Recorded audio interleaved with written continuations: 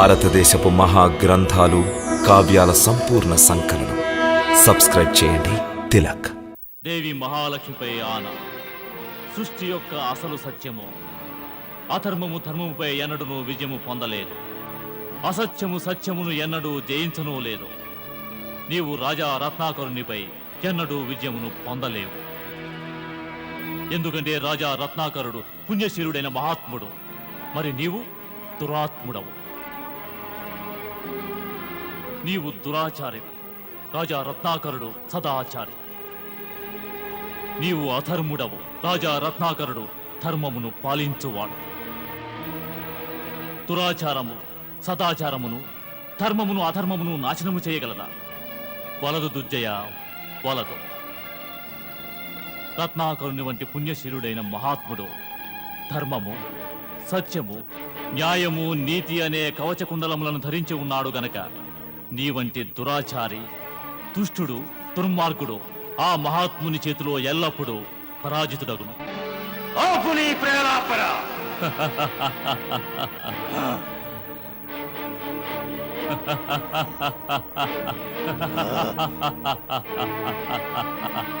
నిర్భయ ప్రాణ.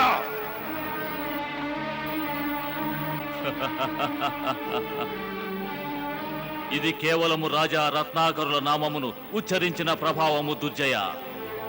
వారి పుణ్య ప్రభావమును ఇకనైనను తెలుసుకొనుము. లేనిచో ఈ కరవాలము వలె నీవును నాశనమగుదువో. మీరందరూ మమ్మల్ని భయభీతులు చేయదలిచితిరా? మమ్ము వినాశం పేరుతో భయపెట్టదలిచితిరా? అటులైనచో వీక్షించుము ఏమి చేసేదము. సేనాపతి. ఆజ్ఞ మహారాజా. రత్నాకర్ను రాజ్యములో పూర్వము కంటేను అధికముగా అల్లకల్లోలములు రేపండి. ప్రజలను భయకంపితులను చేయండి, సమస్తమును ధ్వంసము చేయండి. రాజా రత్నాకర్ను రాజ్యమును శ్మశాన భూమిగా మార్చివేయండి. బ్రహ్మాస్త్రమును ప్రయోగించిన పిదప ఎంతటి వినాశనము జరుగును అంతటి వినాశనము జరుగువలే. తమ ఆజ్ఞను తప్పక పాటించదము మహారాజా. ఇక సమస్తము ధ్వంసమవుతుంది, సమస్తము నాశనమవుతుంది. ఎవరు ఇతరులను నాశనము చేయుటకు కాంక్షించెదరో వారు స్వయముగా నాశనమగుదురు దుర్జయ.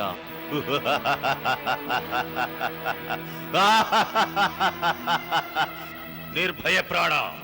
మమ్ము నాశనము చేయువారు స్వయముగా వారే నాశనమగుదురు. ఎవరైనాను మమ్ము నాశనం చేయుటకు ప్రయత్నించినచో వారి ముండెము మా ఈ కోట గుమ్మమునకు అలంకార ప్రాయమగును. మేము వారిని వధించి వారి ఆత్మను మీ సమక్షమునే బంధించి ఉంచెదము.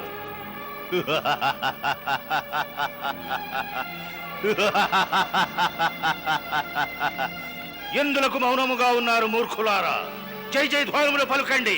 మహారాజు దుర్జయులకు జై! మహారాజు దుర్జయులకు జై!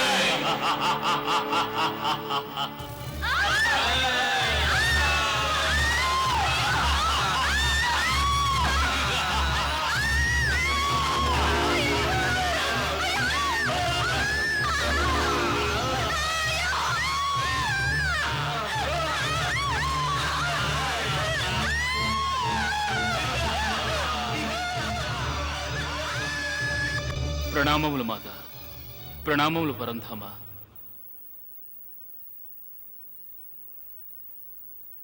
దేవర్షి, ఏమైనది? నేడు తమ ముఖమండలముపై ప్రసన్నత యొక్క ఛాయలు గోచరించటలేదు. మాతా లక్ష్మి, తమ లీలలు మమ్ము భ్రమింపజేస్తున్నాయి. ఏమిటి దేవర్షి? ఆదిశక్తి మహామాయ యొక్క ఏ లీల భ్రమింపజేసినది? హే మహాదేవి మహాలక్ష్మి, ఎవరి జయ జయధ్వానములు వాస్తవమునకు ఈ లోకములో వినిపించవలెనో ఆ రాజా రత్నాకరుని స్థానంలో అనర్హుడైనటువంటి ఆ రాక్షసరాజు దుర్జయుని జయ జయధ్వానములు వినవస్తున్నాయి మాత. హే మాతేశ్వరి, హే మహామాయ మహాలక్ష్మి, హే త్రిలోకనాథ, రాజా రత్నాకరుని జయ జయధ్వానములు సత్యముతో, నీతితో, న్యాయముతో ధర్మరహితమైనవి. ఆ రాక్షసరాజు దుర్జయుని జయ జయధ్వానములలో అసత్యము, అవినీతి, అన్యాయము, అధర్మమే గోచరించుచున్నది. త్రేతాయుగమును మొదటిసారిగా అనాచారుల సామ్రాజ్యము మొదలైనది. అది కేవలము అన్యాయము, అసత్యము, అవినీతి, అధర్మమునే పెంపొందిస్తున్నది. హే పరంధామ, హే మాతేశ్వరి, రాజా రత్నాకరునికి న్యాయము జరగనిచో ఈ పృథ్వీపై అనర్థమే జరుగును. పరిస్థితి ఇలా కొనసాగితే ఇక భూలోకవాసులు అవినీతిని నీతిగా భావిస్తారు, అసత్యాన్ని సత్యముగా, అధర్మాన్ని ధర్మముగా భావిస్తారు. అటుల సంభవించదు దేవర్షి, అటుల సంభవించదు. సముద్ర మథనము వలనే సృష్టి యొక్క నిర్మాణము కూడా ఒక విధమైన మథనమే. సముద్ర మథన సమయమున మొదట మధువు ప్రత్యక్షమైనది, తదుపరి అమృతము. అనగా మధువు మరియు అమృతము ఒకదాని వెంట ఒకటున్నవి. అదే విధముగా సృష్టి యొక్క మథన సమయమున సుఖము మరియు దుఃఖము, సత్యము మరియు అసత్యము, ధర్మము మరియు అధర్మము, నీతి మరియు అవినీతి, సదాచారము మరియు అనాచారము ఒకేసారి ప్రత్యక్షమైనవి. దేవర్షి, ఎటుల అంధకారము వలన సమస్త సృష్టివాసులు ప్రకాశము యొక్క మహత్యమును తెలుసుకొనెదరో, అదే విధముగా దుఃఖమును పొందిన పిదప సుఖము యొక్క మహత్తును మహత్యమును తెలుసుకొనెదరు. దేవర్షి, అధర్మపు పునాదిపై ఎంతటి విశాలమైన వైభవశాలి అయిన భవనము నిర్మించుట జరిగినను ధర్మము యొక్క ఒకే ఒక కెరటపు తాకిడికి ఆ భవనము ధ్వంసమగును. దేవర్షి, తమరెరుగుదురు కదా, పృథ్వీపై ఏ సమయమున ధర్మము లోపించునో ఆ సమయమున అధర్మమును అధర్మ పరులను అంతము చేయుటకై పరంధాములు అవతరించెదరు. పరంధాములకు సహకరించుటకై మేమును స్వయముగా అవతారము ధరించెదము. అందువలన దేవర్షి, ఎప్పుడైతే సత్యం, ధర్మం, న్యాయముల విషయమందు రాజా రత్నాకరుని మీద ప్రజలకు విశ్వాసం కలుగుతుందో అప్పుడే వారు అతనికి జై జయధ్వానములు గావించెదరు. ఆ జై జయధ్వానముల ఘోషణలు రాజా దుర్జయుని యొక్క దురాగతాలు పాతాళ లోకమున సమసిపోతాయి. అంటే రాజా రత్నాకరులు దుర్జయునిపై విజయమును పొందగలరా? రాజా రత్నాకరులు కాదు దేవర్షి, సత్యము అసత్యముపై, ధర్మము అధర్మముపై మరియు నీతి అవినీతిపై విజయము పొందును. నారాయణ నారాయణ. ప్రణామములు స్వామి, ప్రణామములు మాత.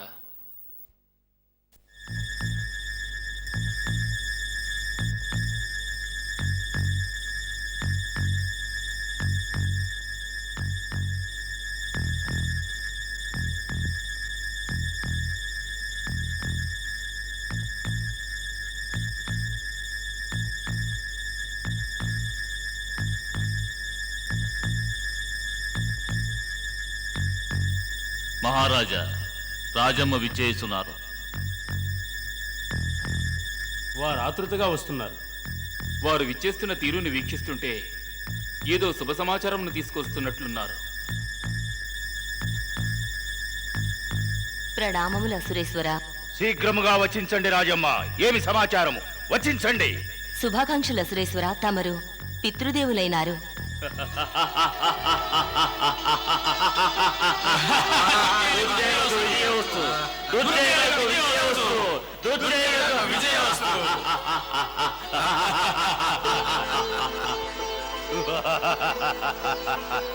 సేనాపతి, మేము పితృదేవులమైనాము. మహామంత్రి, మేము పితృదేవులమైనాము. తమరికి పుత్రప్రాప్తి లభించినది. పుత్రప్రాప్తి? తమరు అత్యంత శుభ సమాచారమును తీసుకుని వచ్చినారు. దీనిని స్వీకరించండి.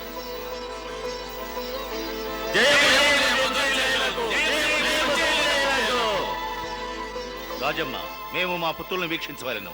దయచేయండి అసురేశ్వర. ఆగము దుర్జయ. పరమాత్మ నీకు సంతోషమును కలగజేసినారు. ఎందుకంటే నీవు ఇతరులకు సంతోషమును కలుగజేయవలన ఉద్దేశముతోనే. పరంధాముల ఈ సంకేతమును గుర్తించము దుర్జయ. ఇకపై ఎవరి సంతోషానికి నీవు భంగం కలిగించాలని ప్రయత్నించకు. నిర్భయ ప్రాణ, దుర్జయునికి ఇతరుల సంతోషములను జ్వలింపజేసి భస్మము గావించినప్పుడే ఆనందము లభించును. మాకు నిన్ను స్తంభముపై వ్రేలాట్ను వీక్షించిన మహదానందముగా ఉండును. Ha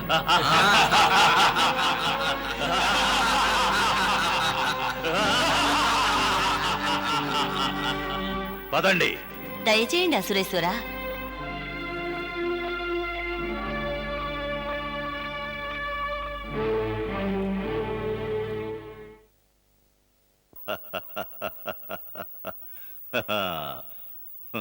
మహారాణి, ఇప్పటి వరకు మేము ఇతరులకు బహుమానములు ఇచ్చినాము, కానీ ఈనాడు తమరు మాకు అత్యుత్తమ బహుమానం ప్రసాదించి మమ్మల్ని అనుగ్రహించినారు. ఈనాడు ఈ అద్భుత బహుమానమునకు మేము సంతోషించుచుంటుమి. తమరు మమ్మల్ని పితృదేవుని గావించినారు. తమరికి మేము రుణగ్రస్తులం. ఎందులకు ఇటుల వచించుచున్నారు? సత్యమునే వచించుచుంటుని మహారాణి. మేము ఆనందముగా ఉన్నాము, మహదానందముగా ఉన్నాము మహారాణి. స్వామి, తమరి హాసమునకు పసివాడు బెదిరిపోవును. స్వామి, భయపడవలదు సురచి. మా అట్టహాసమునకు పిరికివారి గుండెలు కంపించును. కాని వీడు నా పుత్రుడు, మావలనే నిర్భయుడు, మావలనే బలవంతుడు. మహారాణి సురుచి, మా పుత్రుడు మా పదచిహ్నముల్లో నడుచును, మావలనే ప్రతాపవంతుడగును. జనులు వీని అట్టహాసమునకు భయభీతులగుదురు. అందువలన వీని పేరు భైరవుడు. భైరవుడా? భైరవుడు.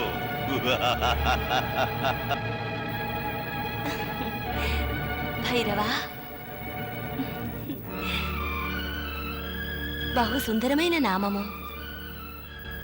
ఇక నేను సహించలేను మహామాత. ఇక నేను ఏ మాత్రము సహించలేను. అంతటి ఘోర అపరాధము ఏమి చేసి తిని మాత? దాని యొక్క దండన అనుభవించుచున్నాను.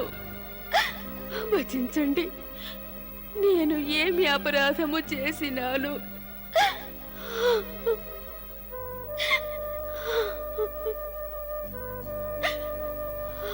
విజయ, మహారాజా, నిండు సభలో మాకు ధైర్యమును ప్రసాదించిన నీవే ధైర్యమును కోల్పోవుటయ్యా? లేదు మహారాజా, తమరు రాజ్యసభలో వీక్షించిన నా ధైర్యము అకస్మాత్తుగా కలిగిన ఆవేశము తమరిపై అసత్యపు ఆరోపణ చేయబడినది. అందువలన నా మనసు భయభీతి చెందినది. ఆనాడు బ్రాహ్మణ దేవుడు మనల్ని శపించబోయిన వేళ నాలోని ప్రతి అణువు భయంతో కంపించిపోయినది. ఆ భయమే నా అంతరాత్మ యందు విశ్వరూపమును ధరించి ఆందోళనకు గురి చేయుచున్నది. ఆ ఆందోళన నా హృదయము కలచివేయుట వలననే నా గర్భము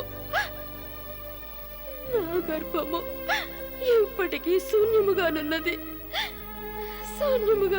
స్వామి.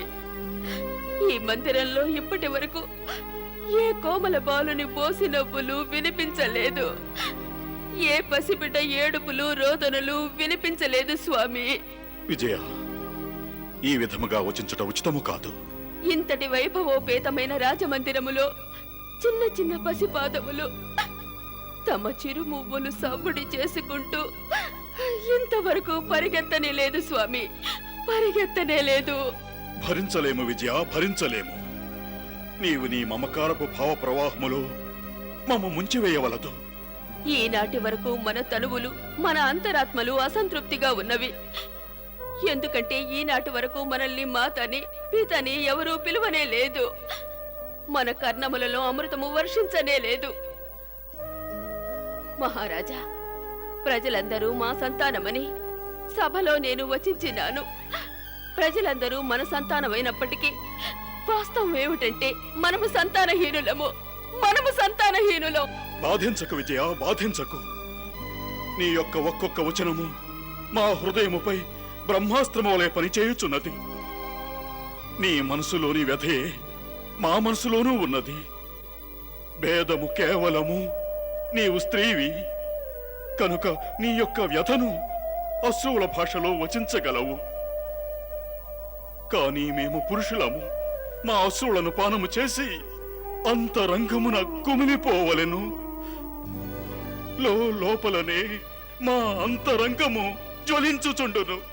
స్వామి, ఒకవేళ మన జీవితంలో సంతాన భాగ్యం లేదనుకుంటాను. అదృష్టహీనులో. అటుల వచించవలదు విజయ, అటుల వచించవలదు. మాత మహాలక్ష్మి మనకు అటుల అన్యాయం ఎన్నటికీ చేయరు. మాకు దృఢ విశ్వాసమున్నది. బహుశా మాత మహాలక్ష్మి మనల్ని పరీక్షించుచుండవచ్చును.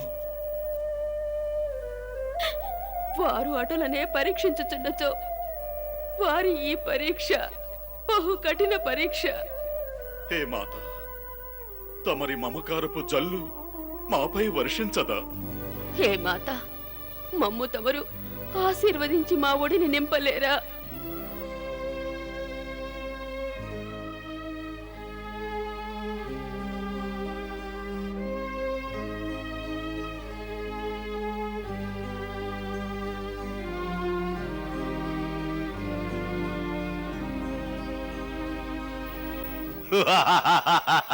అసురేశ్వర, కేవలము భైరవుని పాదముల సవ్వడికే శత్రువులు గజగజ వణికిపోదురు.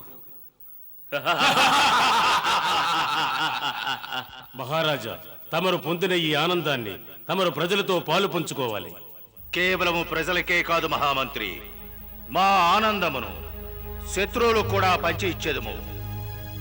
రాజా రత్నాకర్ను కూడా మా ఆనందములో పాలు పంచుకున్నట్టు చేసేదము.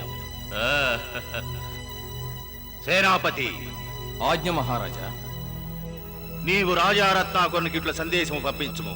తమరు తమ సింహాసనం కొరకు యువరాజులకు జన్మనివ్వలేదు, కానీ మేము యువరాజులకు జన్మనిచ్చినాము. అందువల్ల వారు మా యువరాజుల కొరకు వారి సింహాసనం ఖాళీ చేయవలనని. దుర్జయ దుర్జయ, నీవెవరికి ఆనందాన్ని కలిగించలేకున్నా దుఃఖాన్ని కలిగించకు.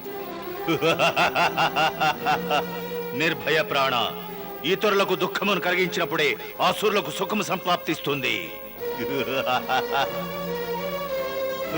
సేనాపతి, ఆజ్ఞను పరిపాలించుము. అటులనే రాజా రత్నాకర్ను రాజ్యములో అల్లకల్లోలములు రేపి రత్నాకర్ను ప్రజలకి వివరించండి. పూర్వము దుర్జయుడు మాత్రమే దండెత్తేడివాడు, ఇక ముందు దుర్జయుడితో పాటు తన పుత్రుడు భైరవుడు కూడా ఉండును.